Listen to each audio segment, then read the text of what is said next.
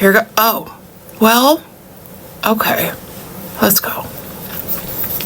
I'm trusting the process. To není příjemný. Aha. Ježiš. No tak to je strašný. S tímhle to nepůjde, ta pleť je podrážděná. Proč tohle dělám? Je to hnusný, je to mazlavý, matlá se to tam a zpátky, lepí se mi na to vlasy, nevím, prostě. Tak, první, co mě zaráží na tom make-upu, co mi přišel, není nikde značka Orva, není nikde obrandovaný, na to, že jsem ho objednávala z oficiálních stránek. Nikde žádná značka, jediný, co je na něm uvedený, je teda Color Changing Foundation Stick a je tam složení. Na prvním místě je minerální oleje a petrolátum, parfumovaný make-up, no, složení nic moc teda. Odstín mají pouze jeden, nedělá se žádný další. Balení vypadá celkem dobře, není úplně kvalitní, ale budíš za ty peníze. Z jedné strany toho make-upu je štětec, teda dost tvrdý, tak si úplně neumím představit to použití. A z druhé strany už je teda samotný ten make-up, je vážně úplně bílej, tak se na to jdeme podívat. Strašně se to po té pleti tahá. Vůbec to není příjemný. Moc nevím, aha, to je asi dost. Vůbec nevím, kolik toho make-upu na sebe dát. Tak zkusíme to nějak rozblendit. Štětec z originálního balení. Ježiš. No tak to je strašný. Myslím si, že ten obličej budu mít ještě červenější, než když jsem začala. Co to je? Ne, tak ne. Co rukou? Do čeho jsem se to dala? Aha, dobře. Můj štětec.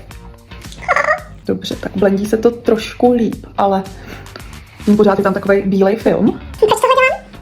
Zvýrazňuje všechna suchá místa, pleť je podrážděná po použití té tyčinky přímo na obličej. Možná by pomohlo, kdyby se ta tyčinka trošku zahřála, ale už 2 minuty se tu s ním trápím a už by ten make-up na té pleti měl být zahřátý tak, aby šel dobře rozbladit, což se úplně neděje. A zkusím toho make-upu dát teď trošku míň, jestli to něčemu pomůže.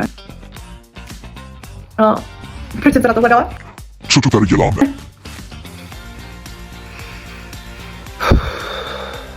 Ne, to prostě nic nedělá, je to hnusný, je to mazlavý, matlá se to tam a zpátky, lepí se mi na to vlasy, nevím, prostě nefunguje mi to. To je tohle. Já si přijdu, jako kdybych se líčila úplně poprvé a upřímně, kdyby tohle byl první make-up, který se mi dostal do ruky a byla by to moje úplně první zkušenost s líčením, tak se líčit nikdy nebudu. Ne, sorry, ale ne, tohle fakt nejde. Já nevím, co s tím mám dělat na tom obličeji. Zvýrazňuje to suchý místa, červená mi pod tím pleť, nic to nezakryje, matlá se to tam a zpátky, zvýrazní to všechny nedokonalosti pleti. Nedá se to zasetovat, pořád se to matlá tam a zpátky, flekatí to, zdrcává se to, Já na to prostě nemám. Tohle, já nevím, jestli to může být na něco dobrý. Hádám, že na make-up ne. Mně tohle vůbec nesedlo, myslím si, že na suchou pleť se to opravdu nehodí. Na masnou pleť si myslím, že to taky fungovat nebude, protože se to matlá pořád tam a zpátky, že neumím si představit, jak by to fungovalo s tou masnou pletí. A nevím, no tohle. Půjde do kuše.